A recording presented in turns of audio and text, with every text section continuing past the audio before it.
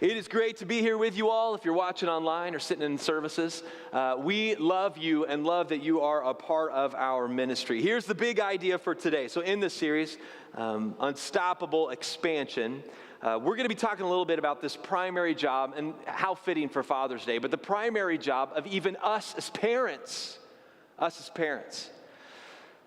The big idea is basically this. Your first disciples are your family. Your first disciples are your family. Now, when we think of the word discipleship, usually what comes to mind is we think of like this real strategic missional process. You've got like specific books that you're going through, and you're going to sit down with somebody individually and work through this all together. That might be true, but the reality is you are discipling. Whether you are aware of it or not, you are discipling somebody. So what we want to do is we want to give a term to discipleship. What do we mean when we say discipleship? And how does discipleship look? What does it mean to be a discipling person, especially from the idea of the Judeo-Christian perspective? What does that actually look like? So here's the question. What exactly are we supposed to do in discipleship? Your first disciples are your family. Then what exactly are we supposed to do in discipleship? So after this, after we wrestle through what we're supposed to do, it's basically this. And I'm going to actually have this on the screen. I'm going to have Alex stick this up here. But it's basically this. It is to establish a right order of loyalties. The primary job of discipleship is to establish a right order of loyalties. Okay. You right now today, everybody in this room, the people that you are doing life with, your children, your friends, the people you're hanging out with. I mean, it could be youth pastor to students. It could be, I don't know, man, the kids that are living in your home, the people that are around you. You right now are demonstrating just by living your life what you believe or what you are considered to be you are most loyal to. You are showing them every day how you live, what has your loyalty. I was reading over the last couple of weeks. I've been through a couple of books. As those that go to the church know that I like to read. So the last couple of books that I've read, one of them is a guy by the name of Dr. Michael Hesser, and he is a PhD scholar, Mesopotamian cultures. He's an awesome guy. He's been fun to read. I don't agree with him on every front, but I find him quite interesting as he talks about like Genesis, so early Mesopotamian cultures. So I finished that, The Unseen Realm, finished Michael Hesser's book, and then I wanted something a little bit lighter because, those PhD scholars, they don't write very fun, if that makes any sense. Love all my friends with doctorate degrees, but they write like scholars. It's research and it's fun to go through. And then, so after I finished that, I wanted to do something a little lighter. So I read Lord Falgren's Letters. Anybody ever read that? Oh, one. That's awesome. My C.S. Lewis fan in the front. That's right. I got a couple. Right? So Lord Falgren's Letters. That's actually written by Randy Alcorn, and it's a modern version of the Screwtape Letters. Really interesting book. And then I started diving into another book. I'm about halfway through this one over the last couple of weeks, and it's The Bait of Satan. I've never read that. Anybody read The Bait of Satan? Oh, you got to get that book. People, you got to read. Yeah. The truth is, 2 weeks ago, I wouldn't have raised my hand for any of these either, so you're good.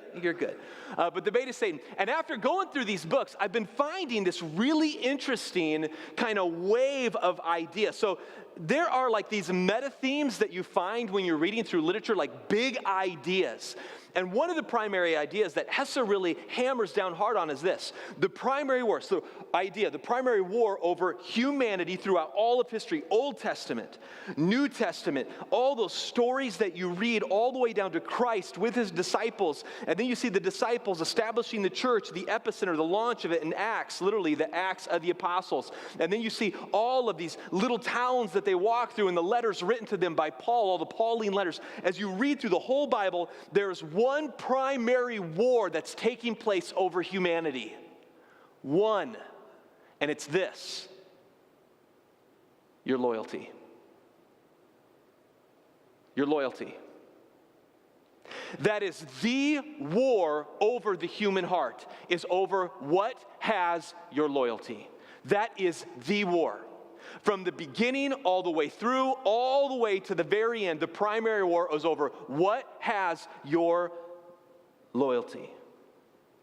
It is not defined, Hesser goes on to talk about this, it does matter what you say, but it's not primarily defined by what you say. You demonstrate your loyalty by how you live. You demonstrate your loyalty by how you live. Randy Alcorn, of course, when I was reading through this, the Lord Falgren's letters, kind of an interesting book, the modern rendition of Screwtape Letters. He basically says this, as it's a conversation of a demon helping another demon, like, win a person over to the bad side, if that makes sense. That's how the book is written. And in this, he basically makes this statement, which is really powerful. He says that what we do as humans is we are constantly evaluating the loyalty of other things towards us without ever being really aware of our loyalty towards other things. Do you see that? Let me give you a couple of examples. When you think about your work, okay, so the place that pays you, where you're getting your money. When you think about your family, maybe you're at ends with your spouse, really frustrating time. Maybe you're struggling with your kids. Maybe your brother or sister is driving you crazy. You got an aunt, an uncle, a parent that you're just at ends with. You think about your family. When you think about the country club that you're a part of, the place where you like to play golf, when you go out to a restaurant and you're evaluating the worth of the waitress or waiter, the question going through our minds all the time is, do they deserve what I have? Do they deserve it? I don't want to be nice to my wife. How many times in pastoral counseling, I don't want to be nice to my wife. I don't want to be engaged. I don't want to stay connected. She doesn't deserve it. He doesn't deserve it. My dad doesn't deserve this. Even as complicated as that, or as simple as this waitress doesn't deserve a tip. She hasn't done a good enough job. We are always, as humans, evaluating whether things deserve our loyalty without ever asking the question, what are we really loyal to? What are we loyal to? What are you really loyal to? Let me say it like this, just to add a little clarity to it. Are you teaching your children, maybe a good way to say it, I have this on the screen, are you teaching your children to be aware of what they are loyal to, right? So you're doing that right now just by how you live. As a good human, you're doing a good job of teaching your kids to evaluate, do things deserve your loyalty? You're teaching them to do that. Right now you're teaching them that. Do they deserve their loyalty? That's super easy. That's natural. Are you teaching them to be aware of what they're loyal to, or are you just teaching them to evaluate what is loyal to them, right? So are you teaching your children to be aware of what they're loyal to? That's the hard part. Or just teaching them to evaluate what is loyal to them. Both ends of this absolutely matter. Here's another way to say it. I am not asking today if you think Christ-centered priorities deserve your loyalty. Okay, now, it's important for me. I've got this for the screen too. I want you to really think about this.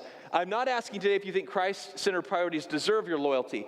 If you do not believe in Jesus, I do want you to wrestle through whether you think Christ does deserve your loyalty. His work on the cross, his means of living, the way in which he values the world, the way in which he values people. I do think you have to absolutely wrestle with, does Christ deserve your loyalty?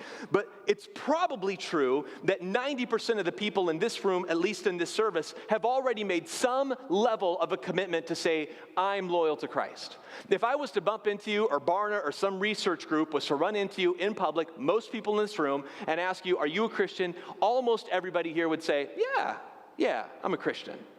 So today, to this room, I'm not asking today if you think Christ-centered priorities deserve your loyalty. What I want to drill down on is, though you do need to decide this, I am asking you to evaluate your actual loyalty to Christ.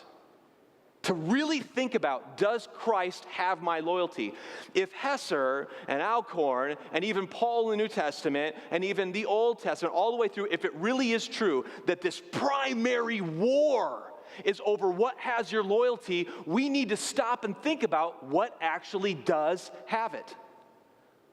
What am I giving my commitments really to?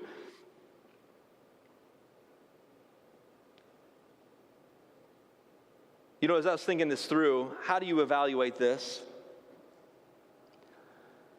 I began to think that probably the best way to do it, even in my own home, even with my own kids. Okay, so I've got 4 children, a baby, so she really doesn't give me a whole lot yet of feedback.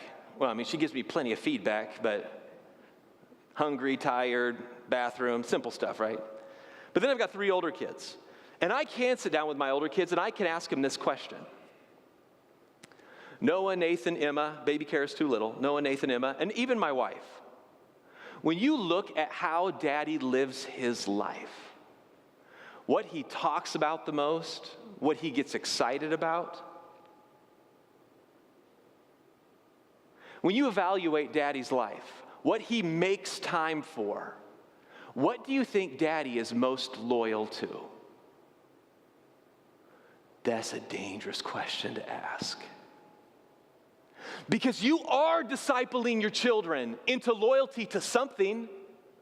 And if these guys are right, most of us are discipling our children to be loyal to themselves. Inconsistent, always changing, emotional roller coaster selves.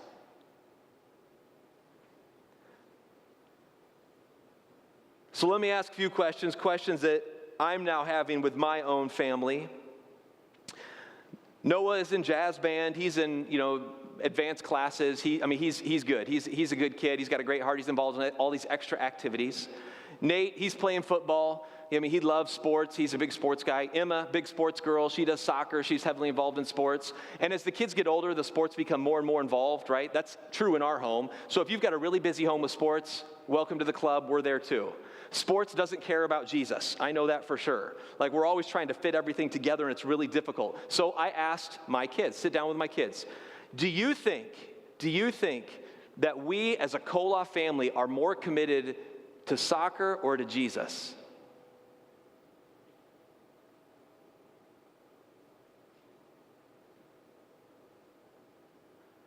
What are we going to make sure that we won't be late for?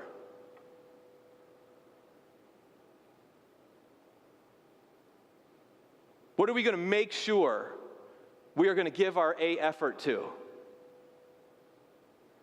What are we going to make sure that we won't miss? Now listen, in my own home, we are a sports family. And if they ask me, I can say I'm more committed to Jesus. But you know what? A 10, 11, 12, 13-year-old, they're not just listening to my words, they know how I actually live. Are we more committed, are we more loyal to Christ than we are to sports? Just let the kids answer that. Just let them answer it. Are we as a family as strategic? Here's another one. Okay, so I'm bare in my heart. I'm ripping my chest open and bare in my heart, even the things that we are doing wrong in our home. Awareness. All of a sudden, it's like you hold up a mirror and you get to see your own life and places in your own life where your own kids are seeing priorities that, the truth is, little tiny girl soccer, I know, is probably a temporary thing. But boy, it gets all of our loyalty. And when I hold up a mirror, even in my own home, I'm not saying those things are bad, they're great. I like my kids being in sports. I did sports. But when I hold up a mirror, I am discipling my kids into top loyalties, and it's happening whether I want it to or not. I am discipling them. And so as I hold this mirror up, here's another one that we're going to begin. I haven't had this conversation. This is one we're going to talk about. I was thinking this through even in the last couple of days. Are we as a family, all right, man, Lord, even now as I share this, I just confess this is an area where I know we are off, and I never thought about it till I put this together and read through those books and evaluated your word. Are we as a family as strategic? Are you ready for this? This is going to offend you, I promise. Are we as a family as strategic with our finances towards personal purchases as we are towards helping those in need? Here's how I'm going to word it to my kids. You've watched mom and daddy sit down and talk and go, all right, we really got to save up. We want to get a new car. We want to get a new van. We want to get a whatever. We got vacation coming up. It's going to be so awesome. Have you ever sat down and heard mom and daddy go, you know what? There's a tribe in Africa that has no clean water, and we've got to figure out how we can save up to buy them a well. Have you ever heard mom and dad be strategic with their finances for generosity? Or have you only heard mom and dad be strategic with their finances for me? I'm terrified to ask my kids that. In fact, I was thinking the other day, I know we've done some big gifts. Maybe I'll lose this even in heaven, but we even gave away a car once to a person in need. We've done some big things in our home, but compared to what we do on a regular basis, the truth is, the heavyweight is, we're strategic with our finances for us. We're not strategic with our finances to help those in need. You are discipling your children into something. You are discipling those around you into something. You are waking them up and modeling what right living ought to be, whether you want to or not. You are doing it.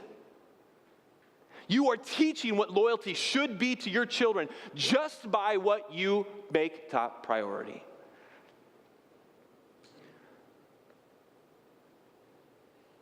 You see, the war isn't just over your hearts. The spiritual warfare, isn't just over your hearts, Dad and Mom. The spiritual warfare is over the hearts of the people that call you Mom and Dad. What are you actually discipling your children into? What are you actually discipling your children into? What are you actually discipling your children into? With this in mind, I want to walk into the text that we heard earlier, Acts 14, 1 through 2. Acts 14, 1 through 2, we're going to start there. This is Missionary Journey early on, Acts, the inception of the church, the beginning of this movement, the epicenter of this movement that is going to transform the story of humanity is launching right here in this. If we could hop in a time machine, which would be awesome.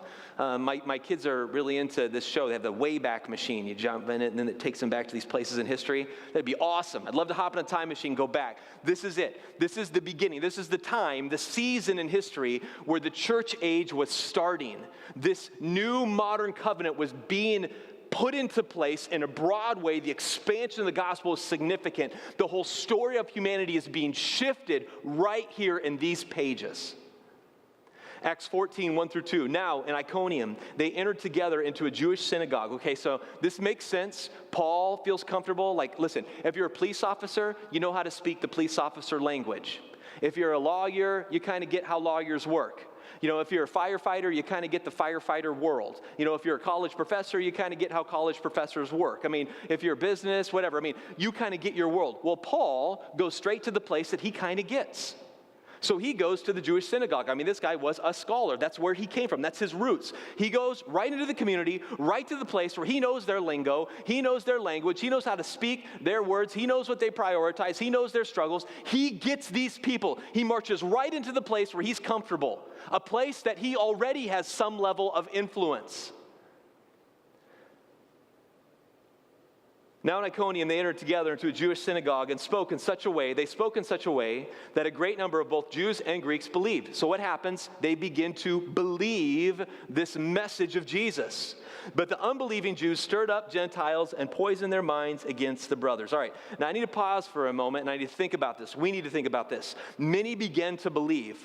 Many begin to believe. Literally, this is literally a loyalty shift to Christ. Now, we have to define words over and over and over again because we're looking at different cultures and we're looking at thousands of years between the plane of these cultures. We have modern American culture and what we mean by what we say, and then we have this ancient Greek culture and what they mean by what they say. So when I ask you, are you Christian? What you hear is, do you believe that Jesus was a historical figure and do you believe that he was maybe even the Son of God? Do you believe that? And so I ask you, you're a Christian, you would say, yeah, I'm Christian.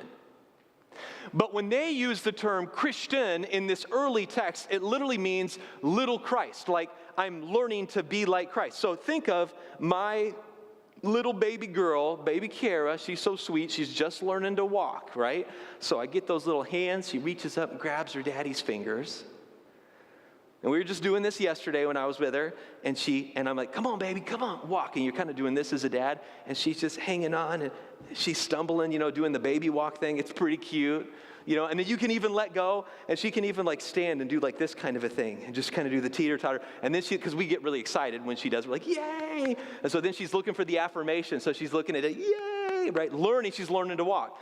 Now, the beautiful part of being number 4 with 4 children is then the other kids are quickly up there helping her, right? Sometimes not helping, thinking they're helping, but that's okay. And they're right away there engaged with Carrot, cheering her on, helping her out. You can do it. This is going to be awesome. We're so proud of you. And what they're doing, now what they'll do is they'll walk. Even Noah, my oldest, will do this. He'll literally take her hands and begin to walk with her. And then she gets this. Now, as she gets older, she's literally going to model what she sees. Learn to walk. Learn to walk. Learn to walk. To be little Christian literally means to be like a child learning to walk in the ways of Christ. So think of it like this. What does Christ value when it comes to viewing the poor? That's a step.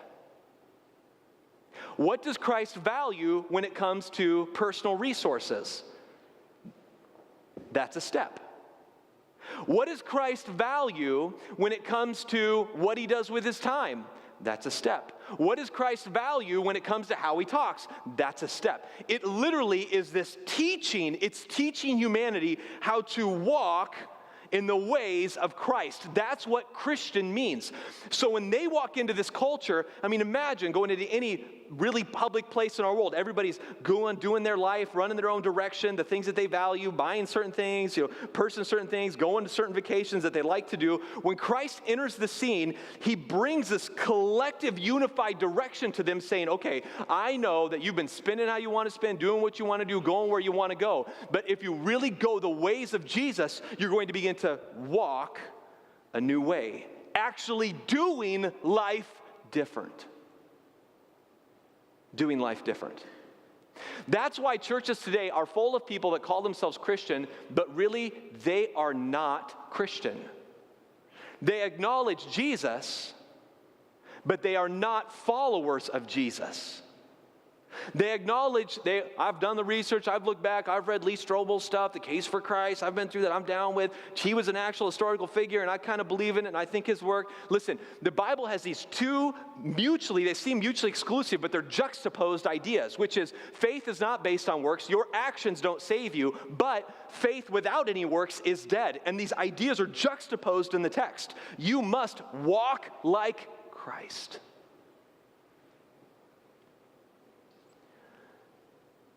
You'll notice in the text, when you begin to believe, loyalty shift to Christ, literally meaning they begin to walk in the ways of Jesus.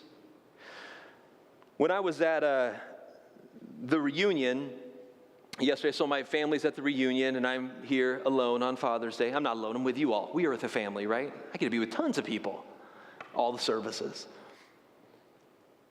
And when I got to the reunion yesterday, I walked in, right? I walked in with my family, and when we came in, I got to bump into a guy who I used to work for. I forgot that he was even in the extended family. I used to work for when I was 13 years old. Okay, so like my son's age, that's the boss I had when I was my son's age. He's quite a bit older now. And we walk into the room, and we're there, and he's, oh, hi, how are you doing? I'm talking with him again, and he looks at my son, and he says, wow, Noah looks just like Dad. Right? And then as I was watching the kids earlier, or watching them kind of play around a little bit, Noah was off and he was walking and talking his mannerisms, like talking with his hands. I'm a hand talker. What's up? How are you doing? It works when you're on the stage preaching, when you're like personal conversation. Hey, what's going on? It's weird, right? And so they're watching my son and they're watching him talking. Somebody comes up to me and they said, man, your son, he looks just like you. Right? That's what Christian actually means. That you begin to live and act in a way where you look just like a little Christ. So when they come into these communities, when they talk about beginning, when they walk into a community, they talk about shifting to becoming Christian, they don't just make the case that Christ lived. Everybody there would have pretty much believed that Jesus was a person and believed that he did miraculous things. They're making the case that literally walking in the ways of Jesus is the way in which you need to do life. That's what belief meant. Acts 14, 3-7, we're going to be done in just a few minutes. I'm going to invite Olivia up. So they remained for a long time. So what happens? They remained for a long time. What are they doing while they're there? They're establishing the ways of Christ. Establishing the ways of Christ. speaking boldly for the Lord, who bore witness to the word of his grace, granting signs and wonders to be done by their hands. But the people of the city were divided, and some sided with the Jews and some with the apostles. When an attempt was made by both Gentiles and Jews with the rulers to mistreat them, so they're going to treat them bad, and to stone them, they learned of it and fled to Lystra, to Derbe, and to Lycaonia, and the surrounding country. And there they continue to preach the gospel. Okay, so what's happening here? A couple of things. When things go bad, they commit to stay. They commit to stay. See, if you're only asking in your mind, I'm only committed, I'm only loyal, I'm only going to think of things that are loyal to me. How loyal are they to me? How loyal is this person to me? How loyal are they to me? You're not going to be the one that stays. Even after they are driven out, so literally abused, driven out, they minister in the surrounding communities before returning again. They are committed to bring the ways and nature and work of Christ into this community, even though they were literally physically threatened. Let me give you an example of this. When I was a little bit older than my son, I went through a season where I was just kind of pushing against Christianity. I mean, I would always said I was a Christian if you were to ask me.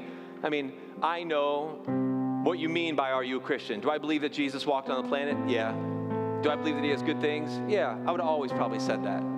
But I definitely was going through a season where I was frustrated with the church and frustrated with Christianity, frustrated with all the rules. There were things I wanted to do that Christianity didn't give me the freedom to do, and I didn't like it. Even as like a junior hire. And it was really apparent with my parents that they were maybe losing their grasp on Mike just a little bit. Now, my parents are brilliant people. I mean, you've heard them speak. You've maybe even had my mom as a professor. She's taught at IW and OW, different schools that a number of you have attended. And so my parents, this is what they did. This is so good. Even after they were driven out, even after I drove them out, even after you're driven out by your own children, the people you're trying to show the work and ways of Christ to, even after they are driven out, they go to the surrounding communities that influence the primary one. You know what my parents did? They started inviting all my friends over to the house for dinner. They went after my buddies. Do you know how awkward that is?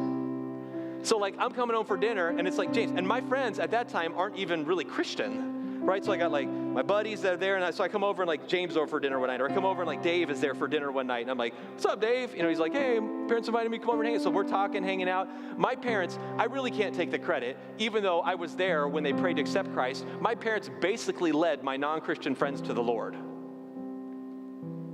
They went after the surrounding communities. They went after the surrounding communities. James is a pastor. And Dave is a passionate follower of Christ, actually teaching a Sunday school teacher at the church that he's in now. There was no hope for me. I mean, like, even when I pushed them out, my parents couldn't push me far, or I couldn't push far enough away from them. They continued to work. It wasn't about, did I act in a way where they're going, oh, Mike deserves us to be nice to him because he's such a good kid. No, man, they're committed to the mission.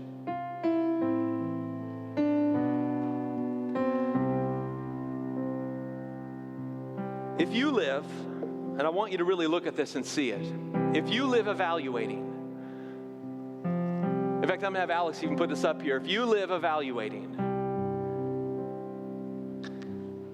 if people deserve your loyalty, if you live primarily just evaluating if people deserve your loyalty, you will find reasons that they don't.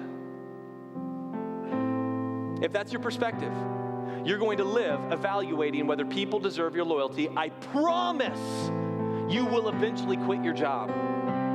You will, if this is your only perspective, like a business deal, I promise your imperfect spouse, no matter how wonderful they are, I promise they're going to let you down, and you will find a reason to get out of it. I promise.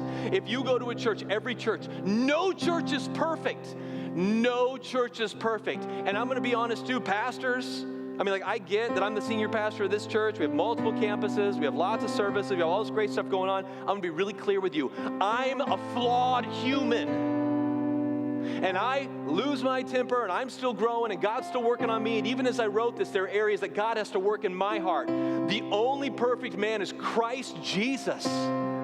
And if you walk in the doors of the church and your primary thing is to look and go, who deserves my loyalty? You're living with a chip on your shoulder, just waiting for somebody to knock it off. I promise you will bounce from place to place, relationship to relationship, job to job. Always, you will always find reasons that people don't deserve it. You will always find it. But if you spend your energy, right, I'm going to even put this up here. I want you to see this clearly. If you spend your energy figuring out ways to live Christ-centered loyalty, now I want to pause there. Here is the neat crux of this. Your primary loyalty is not to your job. Your primary loyalty is not even to your wife or your husband or your children. Your primary loyalty is to Christ. And He wants you to do something with your spouse and your children and in your workplace. So in your workplace, not if, when your workplace lets you down. It's not challenging because that's not where your primary commitment and loyalty is. Your primary commitment and loyalty is to Jesus. And Jesus may want you to be and do something in that place. And He may want you to do and be something in that marriage. And He may want you to do and be something in that home with your children. He may want you to do and be something because of your loyalty to Him. If you spend your energy figuring out ways to live Christ-centered loyalty, Christ-centered loyalty, Christ-centered loyalty, where's our loyalty? To Christ. Christ-centered loyalty, you may change the tide of the spiritual war that is raging on. All right, I'm going to read this one more time. My prayer is that this burns in your mind and heart. If you spend your energy figuring out ways to live Christ-centered loyalty, you may change the tide of the spiritual war that is raging on. I'm not asking for you to give all of your loyalty to your work. I'm asking you to give your loyalty to Christ and then go to work. I'm not asking you to only be good to your wife or give your loyalty to your wife because she's perfect. I'm asking you to be loyal to Christ and then work on the marriage the way Jesus wants you to.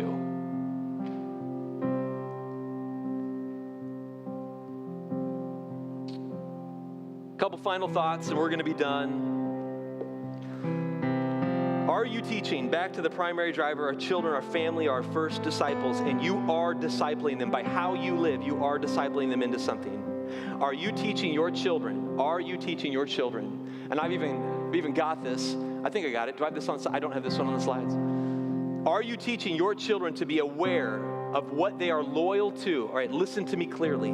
Are you teaching your children to be aware of what they are loyal to, or just modeling an attitude of evaluating if things are loyal to them? Do you see the difference?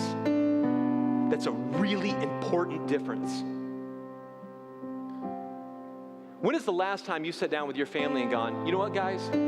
What are we going to live most loyal to? What do you think your dad is most loyal to?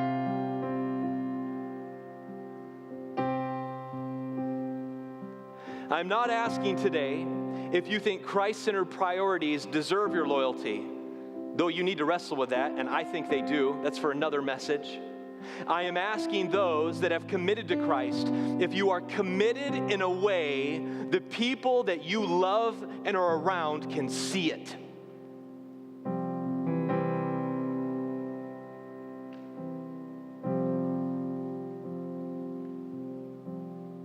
If Hesser is right, that old Mesopotamian Hebrew scholar,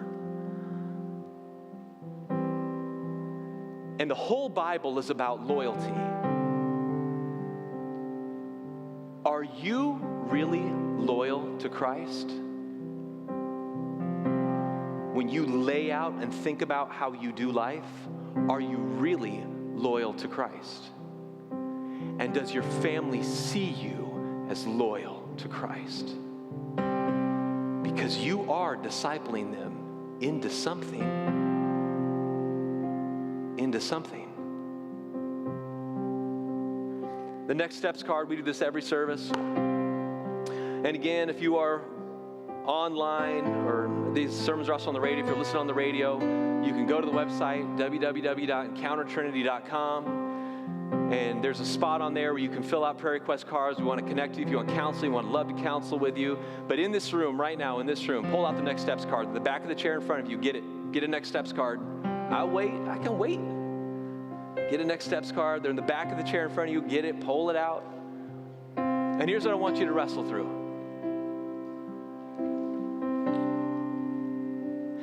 Two things. Two groups of people I want to talk to. If you have not really, maybe you've been in the church for 40 years. You've been in the church pretty much your whole life. And as you're listening to this, you're realizing, I don't think I've ever really committed to Christ.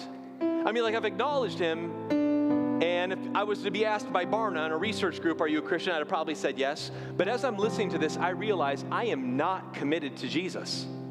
When I look at my life and my time, and I don't even have to ask my children yet. I don't even have to ask my spouse. I don't even have to ask my best friends. I know in my heart that when people look at me, they know my commitment is not with Jesus. If that's you, maybe you need to actually commit your life to Christ.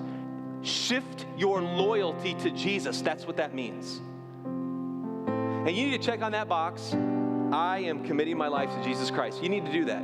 Even though I may look at this and go, man, I've known this guy for 20 years. That's okay. The truth is, as I go through this, I need to work on some of this. You need to make that commitment to make Christ first priority. Second group I want to talk to is this. Those that really are trying their best to follow Jesus. You really are trying to walk in the ways of Christ. I want to talk to you. For those that are doing that, here's what I want you to think about. Where do you feel like the Holy Spirit is calling you to engage in a committed way? Not in a do they deserve it way, in a committed way.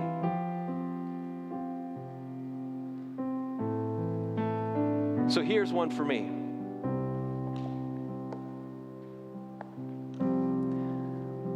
I have had over the years, I'm really bare in my heart, I hope this is okay.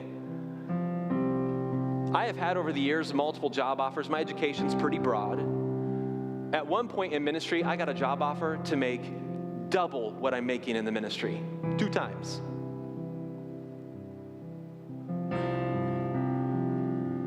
And the work would have been significantly less. That's kind of attractive some days. Nicer stuff for my kids. I mean, it was just about double. Not quite, just about double what I'm making. Out of the ministry. And I went before the Lord in prayer, and God basically responded with, you say you're loyal to me, and I've given you the gift and calling to do this. Will you do this? Will you do it even if it doesn't go well? Will you do it? Will you do it even if it falls apart? Will you do it? Will you do it even if they don't like you? Will you do it? Will you do this? Will you do what I am asking you to do? And do you know how hard it is to say yes to the harder option that doesn't pay as well, to say yes? You know how hard it is to do that? To go, I am loyal because Christ deserves it. Because Christ deserves it. I am here because I love you and I feel called to it.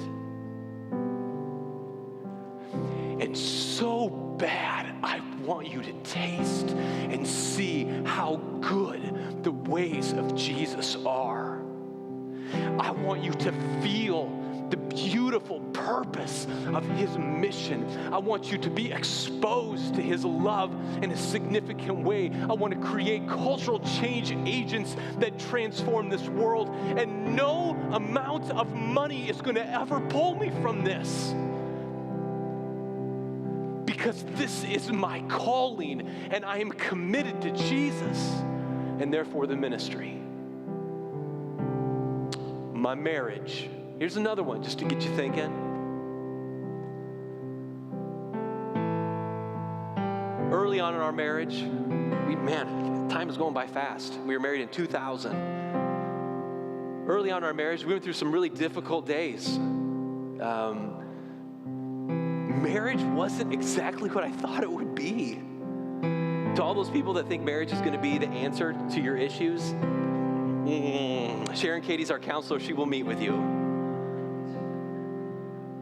It wasn't exactly what I thought it was going to be on a number of different levels. Some I'm not even ready to talk about yet. I was just disappointed in marriage early on. That's the truth.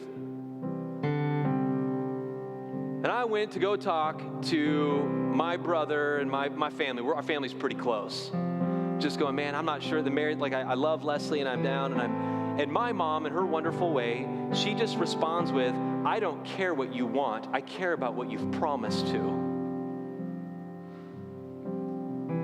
Man, mama.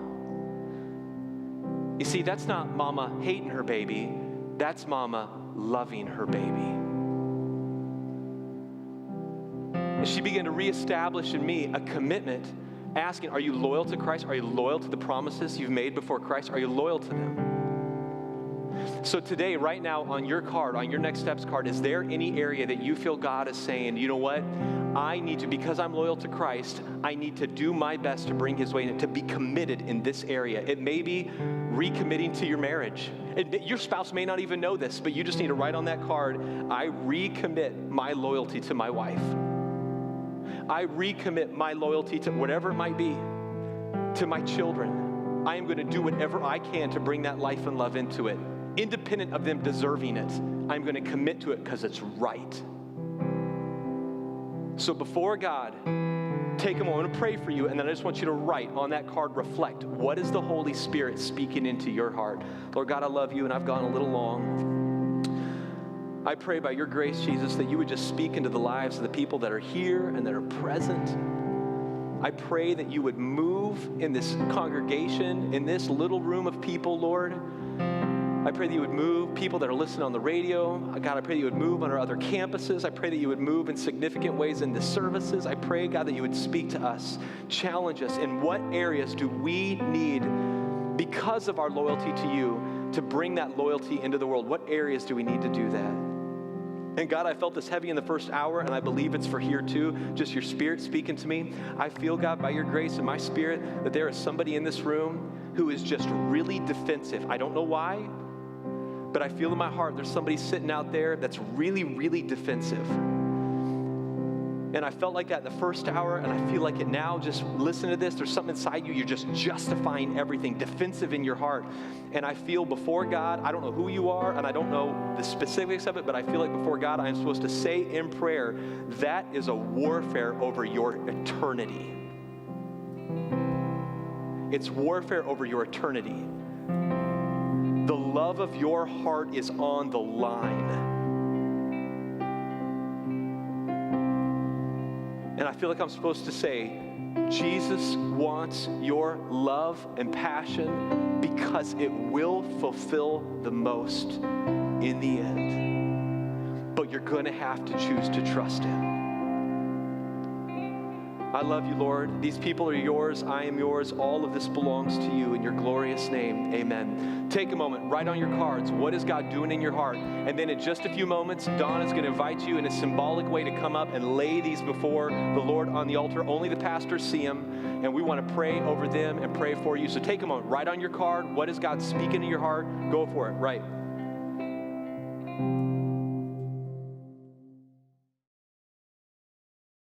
We just want to thank you for watching the sermon online. If God is working in your heart, we would love to hear about it. You can go online, www.encountertrinity.com/nextstepscard.